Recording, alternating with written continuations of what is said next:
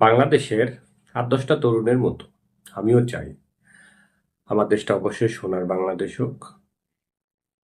আগামীতে আমাদের যারা বাচ্চা-কাচ্চা তাদের জন্য আমরা বাংলাদেশটাকে বসবাসের যোগ্য করে রেখে যাই। কিন্তু আমাদের রাজনীতিবিদরা কি আমাদের ইচ্ছাগুলো পূরণ করতে পারছে? আর অবশ্যই বলব নয়।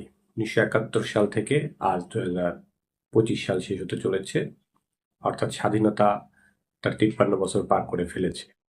কিন্তু স্বাধীনতার ৫৩ বছর পরেও বাংলাদেশের মানুষ কি প্রকৃত স্বাধীনতার স্বাদ পেয়েছে? অবশ্যই নয়। এখনো বাংলাদেশের মানুষকে তার কর্মসংস্থান, তার নিরাপদে বসবাস, তার শিক্ষা, তার স্বাস্থ্য, তার বাসস্থান সহ সকল মৌলিক বিষয় নিয়ে শঙ্কিত থাকতে হয় সে ঠিকমতো পাবে কিনা। রাস্তায় বেরোলে সে নিরাপদে বাড়ি ফিরতে পারবে কিনা সেটা নিয়ে সে চিন্তিত থাকে। তার সন্তানটি স্কুল থেকে, কলেজ থেকে বা কর্মক্ষেত্র থেকে ঠিকমতো ফিরবে কিনা সেটির বিষয়ে সে চিন্তিত থাকে। তার কন্যাটি শিক্ষা প্রতিষ্ঠান থেকে সম্ভ্রম নিয়ে নিরাপদে ঘরে ফিরবে কিনা সেটি নিয়ে সে চিন্তিত থাকে। তার বৃদ্ধ পিতামাতা শেষ বয়সে সঠিক চিকিৎসা পাবে কিনা এটা নিয়ে সে চিন্তিত থাকে। অর্থাৎ বাংলাদেশের মানুষ তার জীবনের সকল মৌলিক বিষয় নিয়েই চিন্তিত। এই মৌলিক বিষয়গুলো কি পূরণ করা বাংলাদেশের রাজনীতিবিদদের পক্ষে খুব বেশি কঠিন? অবশ্যই নয়। মানুষের ৫টা মৌলিক অধিকার পূরণ করতে পারলেই কিন্তু বাংলাদেশের মানুষ খুশি।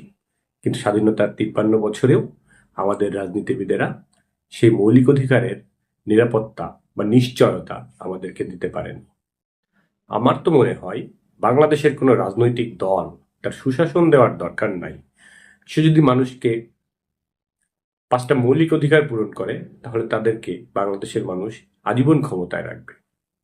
বাংলাদেশের মানুষ তাদেরকে আজীবন ক্ষমতায় দেখতে চাইবে। বাংলাদেশের মানুষ শুধু চায় তাদের ৫টি মৌলিক অধিকারের নিশ্চয়তা। গত ৫ই আগস্ট ২০২৪-এ ফ্যাসিবাদী শাসনের বিলোপের পর বাংলাদেশের মানুষ নতুন করে স্বপ্ন দেখছে। আগামীতে যারা নির্বাচনের মাধ্যমে ক্ষমতায় আসছে, বাংলাদেশের মানুষের চাহিদা বা চাওয়া পাওয়া বা মৌলিক অধিকারের নিশ্চয়তা কি তারা দিতে পারবে? আপনার কি মনে হয়?